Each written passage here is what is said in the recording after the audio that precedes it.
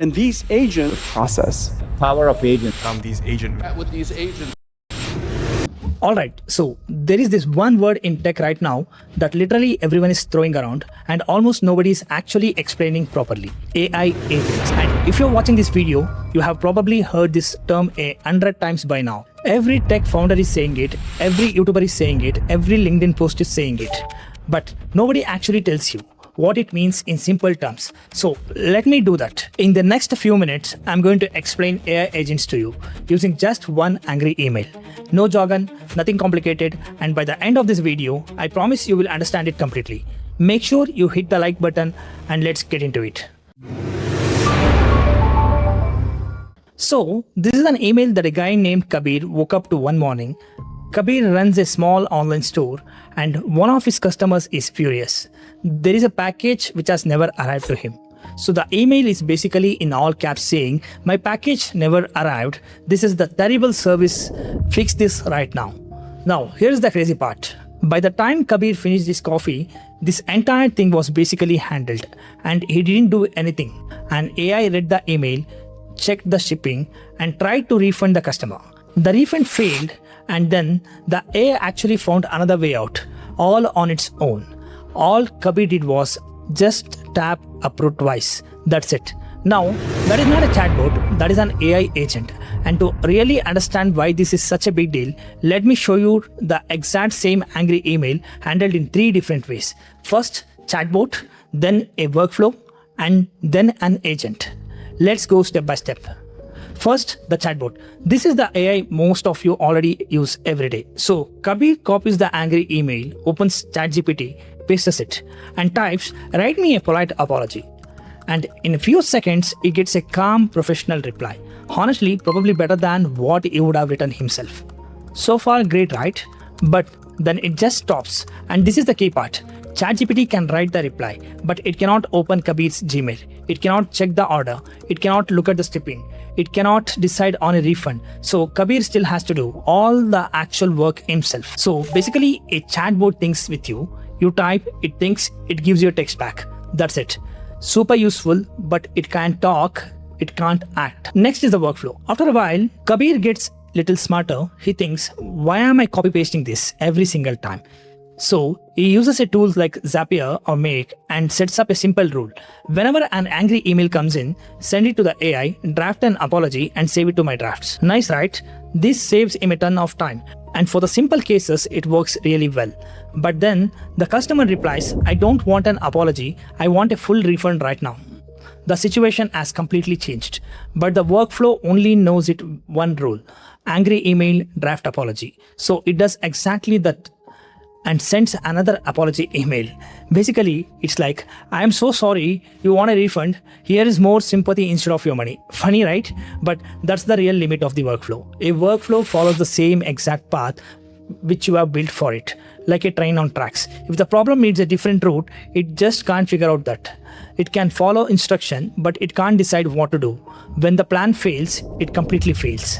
Now the third one, the agent. This is the part everyone gets confused about. So watch it closely. This time Kabir doesn't write a rule. He just gives it a goal. He says, "Prepare a resolution for this support ticket." He's not listing out steps. He's just telling it the outcome he wants. So the agent reads the email and gets it. The customer is angry because the package never arrived. It goes and checks the shipping dashboard, finds the tracking, and sees the package was lost. It decides a refund makes sense for this customer. But because money is involved here, it doesn't just click the button. It comes back and asks Kabir, "Should I issue this refund?" And Kabir carefully reviews this and approves. And then something happens. The refund system throws an error. Transaction over 30 days old cannot get refund. Remember the start of the video? This is the exact moment. A workflow would just break right here because the path has failed here. So this might be the end of the story, but the agent doesn't. It reads the error, understands why it failed, and starts looking for another way. It opens the company's policy, finds a rule that says if a refund fails after 30 days, offer a store credit instead. So it makes a new plan. It creates a gift card code, drafts an apology explaining it, and checks with Kabir one more time before sending it. So just think about what happened. It tried something, it failed, it understood the problem, it found another path, and it kept going until the job was done. The easiest way for me to picture this is Google Maps. You give it the destination and it picks the route. And if a road is blocked, it doesn't give up, right? It just reroutes on its own. An agent does the same exact thing, but with rules instead of roads. That's why people are so excited about this. It's not magic, it can just decide the next step when the first plan breaks. Now, if you are liking this video so far, make sure you hit the like button because the next part is most useful thing in the whole video. So let's learn when to use what. Because you don't need actually an agent for everything. That's a mistake a lot of people make. Use a chatbot when you need help in thinking, writing, understanding, brainstorming, and use a workflow when the job is repetitive and predictable, the same steps every single time you need to apply. And use an agent when the steps aren't clear for you, when things might go wrong and it needs to adapt on its own.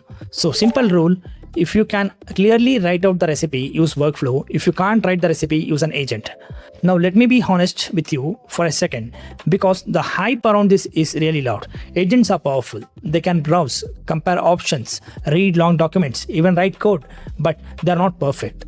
They can misread things and sound super confident while being completely wrong. So treat an agent like a very smart intern, fast, capable, but you review the important work before it goes out. And the work which is related to financial, legal, and medical calls, you keep those with yourself only. Never give it to agent or AI. You must be the deciding factor for that one. And here is why this actually matters for you. For the last 2 years, being good at AI basically meant writing better prompts. That still helps, but the next skill is different. It's knowing which job to hand over to the AI and which job to keep it for yourself. And that's not even a technical skill, it's a delegation skill. So if all of this noise feels overwhelming, you're not behind it. You're actually right on time. Most people are still confused by the word agent. You're not anymore. So here's the clean summary. A chatbot thinks with you. A workflow follows your recipe. An agent works towards a goal and adapts when the plan breaks. That's the whole thing. So drop one word in the comments, chatbot, workflow, or agent, and tell me which one finally clicked for you today. And if this made agents clearer for you, share it with that one friend who is completely drowning in all this AI noise. In the next video, I might actually test real agents live, real tasks, real results, where they work, where they break. So let me know in the comment section if you want to see that. That's all from me today. I am Jai and this is Jai Speaks. I'll see you in the next video. Bye.